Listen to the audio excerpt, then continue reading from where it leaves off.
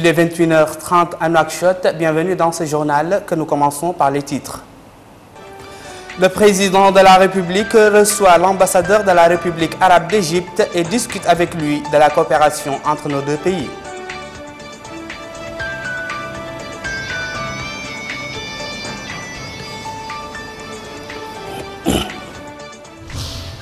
Le chef de l'État s'inscrit sur la liste électorale ouverte dans le cadre du Ravel et s'enquiert des moyens suivis pour l'inscription des citoyens.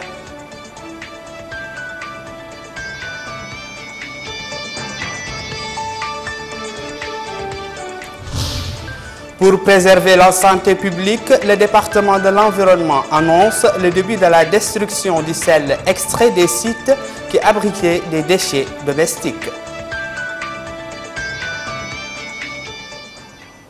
Mesdames et messieurs, bonsoir et bienvenue dans ce journal que nous commençons par cette activité du président de la République.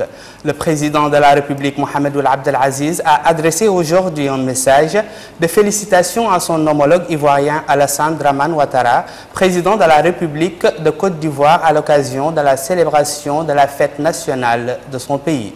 Dans ce message, le chef de l'État a assuré son homologue ivoirien de sa ferme volonté d'œuvrer pour que les relations d'amitié et de coopération unissant les deux pays se développent et se renforcent davantage. Le président de la République, Mohamed Ould Abdel Aziz, a reçu également cet après-midi au palais présidentiel son Excellence Ahmed Mohamed Fadel Yaqoub, ambassadeur de la République arabe d'Égypte à Nouakchott. La rencontre a été l'occasion de discuter des relations de coopération entre les deux pays frères et les voies et moyens de les développer dans différents domaines. Le président de la République s'est inscrit cet après-midi au niveau du bureau du recensement administratif à vocation électorale Ravel au siège de la direction des domaines. À son arrivée au bureau du Ravel, le chef de l'État a été accueilli par le président de la Commission électorale nationale indépendante, Dr Abdullahi Ould Soueid Ahmed, et le directeur général des domaines, Mohamed El Hassan Ould Boukhres. Le président de la République était accompagné par son directeur de cabinet Isselkou Ould Ahmed Izidbi.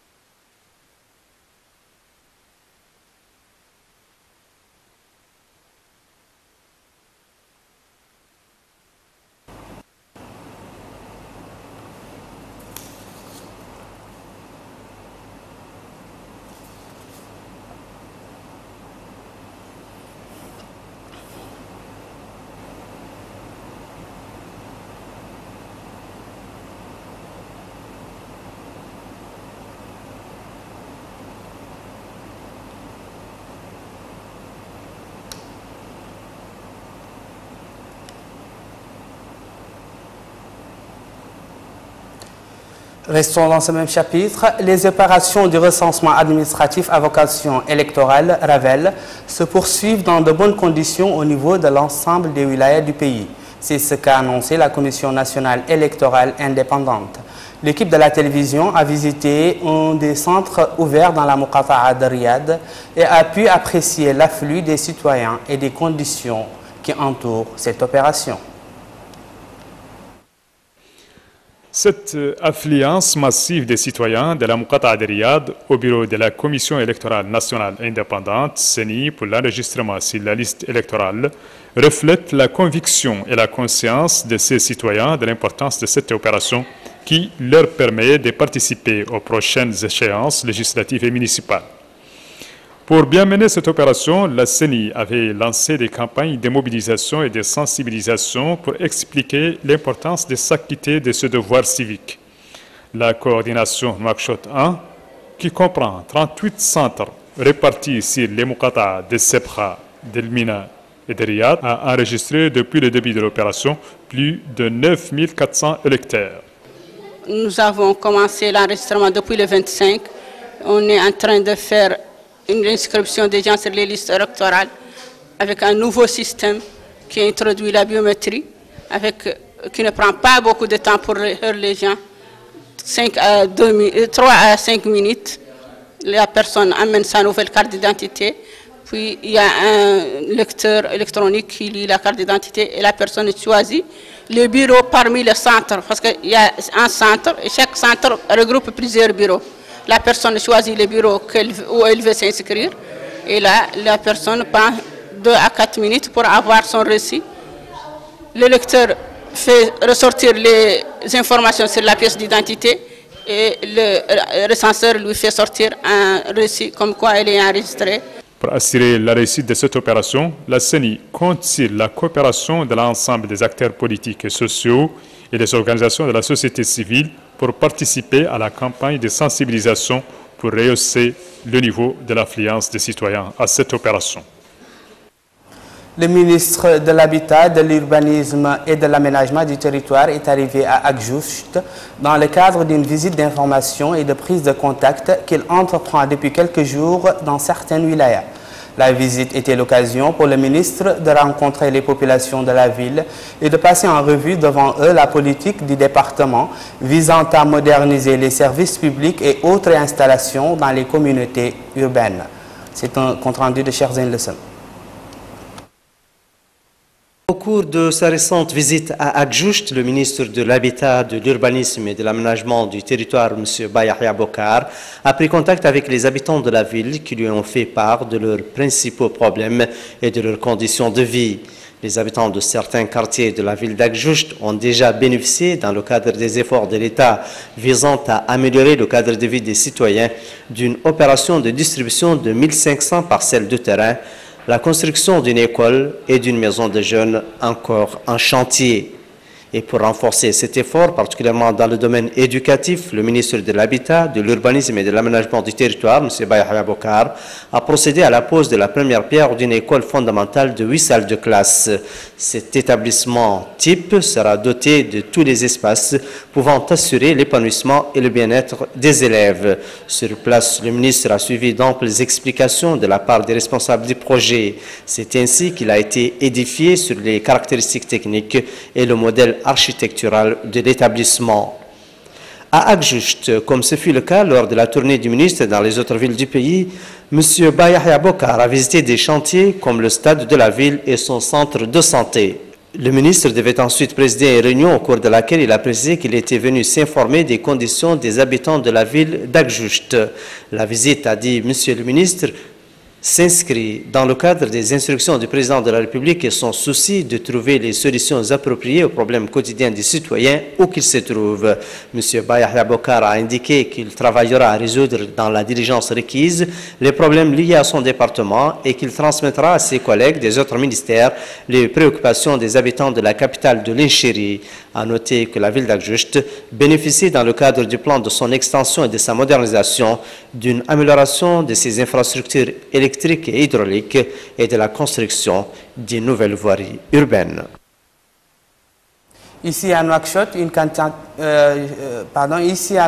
quantité de sel extrait des sites d'ordures de Nouakchott, évaluée à 65 tonnes, saisie auparavant par les autorités compétentes du département de l'environnement marin, a été détruite ce mardi. Cette opération de destruction s'inscrit dans le cadre des efforts déployés par les services spécialisés du département de l'environnement et du développement durable de lutte contre la pollution et la préservation de l'écosystème de la ville de Nouakchott. L'opération a été supervisée par le ministre de l'Environnement et du Développement durable, M. Hamedi Camara. Au total, 64 tonnes de sel arrachées des Sebra se trouvant à côté des dépôts des ordures dans la ville de Nouakchott avaient été saisies par les inspecteurs de la délégation régionale de l'environnement et du développement durable au cours d'une campagne qui a duré quelques mois. Pour se débarrasser définitivement de cette quantité, le ministre chargé de l'environnement et du développement durable, M. Hamedi Camara, a supervisé aujourd'hui dans les locaux de la délégation OXA les opérations de chargement de cette quantité pour la jeter ultérieurement dans la mer. Il y a un comité interministériel qui a été mis en place depuis 2 mois et qui travaille sur cette opération. Donc nous avons eu à identifier pratiquement 16 sites au niveau du milieu urbain de Nouakchott dans lesquels les gens exploitent ce type de sel. Et actuellement, nous sommes au niveau de la délégation régionale où on a stocké la quantité qui a été saisie. Et cette quantité elle est estimée à 65 tonnes de sel. Donc comme vous le savez, ce sel est exploité dans des milieux qui sont pratiquement dégueulasses, mais des milieux qui sont très sales, des milieux salubres, dans lesquels il y a des dépôts d'ordures, il y a des carcasses d'animaux, il y a des produits chimiques qui sont déversés. Et nous avons fait une analyse de la quantité qui a été saisie. Nous avons pris 19 échantillons qu'on a envoyé au ministère de la Santé. Et après analyse, les résultats ont démontré que ce sel n'est pas vraiment le sel qu'il faut pour la consommation humaine ni la consommation animale. Donc cause pour laquelle les autorités locales, enfin les autorités ont décidé de prendre la décision aujourd'hui de prendre ce sel et de l'éliminer par une opération qui consiste à le déverser dans le milieu marin. Il est à noter que la saisie de cette quantité de sel intervient en exécution de la loi protégeant les milieux environnementaux suite à des rapports élaborés par des laboratoires spécialisés confirmant le danger de ce sel sur la santé publique. Restons toujours avec le département de l'environnement où le secrétaire général du ministère délégué auprès du Premier ministre chargé de l'environnement et du développement durable, M. Mohamed Abdullahi Salim Ould Ahmed Doua, a supervisé ce mardi dans la localité de Nimjat le lancement de l'opération de plantation de 5000 arbustes et de distribution de certains outils agricoles légers aux habitants du village. À cette occasion, le secrétaire général a indiqué que le département de l'environnement est soucieux de la protection de l'écosystème et de la réduction de la destruction due aux effets de l'érosion et de l'action humaine. Retour à Abdelrahman Hamadan. Notre pays célèbre la Semaine nationale de l'arbre sous le thème « Reverdir nos villes ». La protection et la sauvegarde de notre environnement constituent une pierre angulaire du développement durable. À cet effet, le secrétaire général du ministère délégué auprès du Premier ministre chargé de l'environnement et du développement durable, M. Mohamed Abdullahi Salim Ould Ahmed Doua, a supervisé dans la localité de Nimjat, relevant de la commune de Tigint, dans la wilaya du Trarza, le lancement de l'opération de plantation de 5000 arbustes et de distribution de certains outils agricoles légers aux habitants du village. Le secrétaire général a indiqué au cours de la cérémonie organisée à cette occasion que le département de l'environnement et du développement durable est soucieux de la protection de l'écosystème et de la réduction de la destruction due aux effets érosifs et de l'action humanitaire. Il a souligné par ailleurs que ces efforts s'inscrivent dans le cadre de l'exécution des instructions du président de la République, M. Mohamed Abdelaziz, relatives à la rationalisation de la gestion des ressources naturelles, à la préservation de l'environnement et à la lutte contre la désertification. Le secrétaire général du ministère a présenté ses remerciements aux habitants de la localité pour leur contribution à cette activité qui s'inscrit dans le cadre des activités commémoratives de la Semaine nationale de l'arbre. Prenant à son tour la parole, le maire adjoint de la commune de Tigint, M. Sidi Mohamed El-Baba, a loué les efforts déployés par les pouvoirs publics dans la préservation de l'écosystème. Cette opération coïncide avec l'arrivée de milliers de pèlerins mourides venus de divers États africains en cette saison culturelle à l'occasion des 10 derniers jours du Ramadan. Vous l'avez rectifié par vous-même, c'était Melika Naqli. Avec l'approche de la fête du Eid al-Fitr, les marchés de Nouakchott connaissent un afflux grandissant de la part des citoyens désireux d'acquérir les vêtements et autres denrées pour la fête. Retour à Melika Naqli. 1 à 2 jours avant l'Aïd el-Mubarak, grands et petits prennent d'assaut les marchés et boutiques de vêtements pour tenter de trouver des vêtements dont ils se pareront le jour béni de l'Aïd. Les marchés ouvrent leurs portes du matin jusqu'au moment de la rupture du jeûne. C'est dans une atmosphère bon enfant que se déroulent ces achats. Heureusement que les accès au marché ont été fermés à la circulation routière et de ce fait, il y a une plus grande fluidité de circulation des personnes. Cette mesure a permis également d'assurer plus de sécurité et moins de vols au niveau des marchés. Le commerce se déroule dans de bonnes conditions. Nous écoulons nos marchandises sans problème. Je suis venue acheter mes habits pour l'Aïd que je choisirai selon le dernier cri. Il y a de la marchandise en quantité et en qualité. La vente de vêtements se déroule dans de bonnes conditions ces derniers jours, ce qui n'a pas été le cas les premiers jours. C'est à regret que nous vivons cette fin du mois béni du Ramadan, que nous espérons revivre à nouveau l'an prochain si Dieu nous prête vie. C'est avec beaucoup de bonheur que nous accueillons le jour de l'Aïd. Le wali du Gorgol, Ahmed Doul Abdallah, a supervisé hier à Kaïdi, au siège de la Direction régionale de l'action sanitaire, la cérémonie de réception d'un lot de 4000 moustiquaires imprégnés offerte par la cellule sectorielle de la coordination pour l'accélération de l'atteinte des OMD en santé. La remise de cet important lot de moustiquaires entre dans le cadre des préparatifs de la campagne nationale de lutte contre le paludisme qui sera lancée par le président de la République à partir de Néma. Moussa Ndiaye. Cette cérémonie de réception dans l'eau des 4000 moustiquaires imprégnés vise à renforcer la campagne nationale de lutte contre le paludisme qui sera lancée à partir de Néma, la capitale régionale de la wilaya du Houd al-Sharqi, par le président de la République, son Excellence, M. Mohamed Ould Abdelaziz. C'est à l'hôpital de Kaïdi que le wali du Gorgol, M.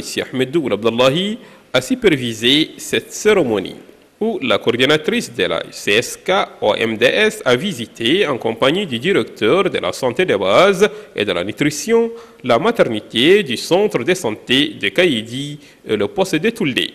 En marge de cette activité, professeur Bal Aïssata a eu une séance de travail avec la représentante de la Croix-Rouge française au Gorgol en vue d'une coordination sans faille dans toutes les actions au niveau de la wilaya. Il est bon de rappeler enfin que les principaux acteurs opérant au sein du secteur de la santé ont promis de trouver des solutions aux différents problèmes que certains ont posés. Actualité des partis politiques à présent, le Parti républicain pour la démocratie et le renouveau a organisé une cérémonie d'iftar collectif destinée aux membres de l'organisation mauritanienne pour l'appui et l'insertion des personnes atteintes d'impétigo. Au cours de cet iftar, des vêtements et des équipements ont été distribués à certaines personnes atteintes par cette maladie afin de les aider à améliorer leurs conditions de vie. Les bénéficiaires ont exprimé à cette occasion leur reconnaissance au PRDR.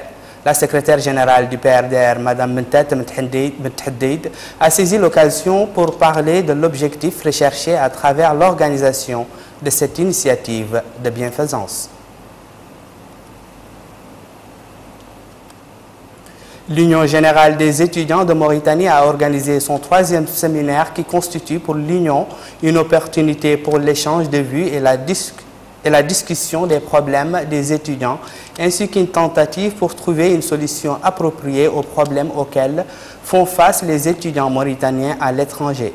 Il s'agit aussi de jeter les ponts entre les directions estudiantines basées à l'étranger et celles qui sont sur le territoire national. La rencontre, qui s'est déroulée en présence d'un parterre d'intellectuels et de poètes, était l'occasion des débats pour discuter de l'avenir de l'action estudiantine. Actualité internationale à présent, le gouvernement tunisien a exclu aujourd'hui de céder à la rue, quelques heures avant une manifestation appelée par une hétéroclite coalition d'opposition qui réclame la démission du gouvernement pour sortir d'une crise déclenchée par l'assassinat d'un opposant. Il y a des demandes excessives, dont la dissolution d'un gouvernement qui a remporté la confiance du Parlement par le biais de manifestations, a estimé Rachid Qannouchi, chef du parti Ennahda. Par ailleurs, les travaux de la constituante ont été suspendus, sine die. En Égypte à présent, L'Égypte fait la une des médias internationaux avec le chassé-croisé diplomatique arabe et américain en vue de résoudre la crise politique qui secoue le pays. Ainsi, on note l'arrivée au Caire des deux membres du Sénat américain, John McCain et Lindsey Graham, au moment où les ministres des Affaires étrangères du Qatar et des Émirats arabes unis intensifient leurs contacts avec les parties prenantes en vue de la résolution de la crise. En revanche, le courant populiste égyptien pro-gouvernemental invite instamment à réserver un blocus aux manifestants pro-Morsi et à serrer l'étau autour d'eux. C'est la fin du journal, voici le rappel des titres. Le président de la République reçoit l'ambassadeur de la République arabe d'Égypte et discute avec lui de la coopération entre les deux pays.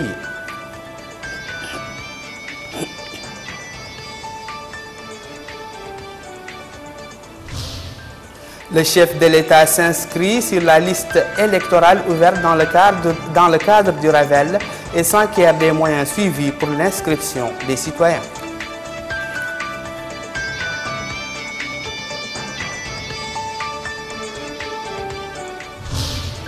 Pour préserver la santé publique, le département de l'environnement annonce le début de la destruction du sel extrait des sites qui abritaient des déchets domestiques.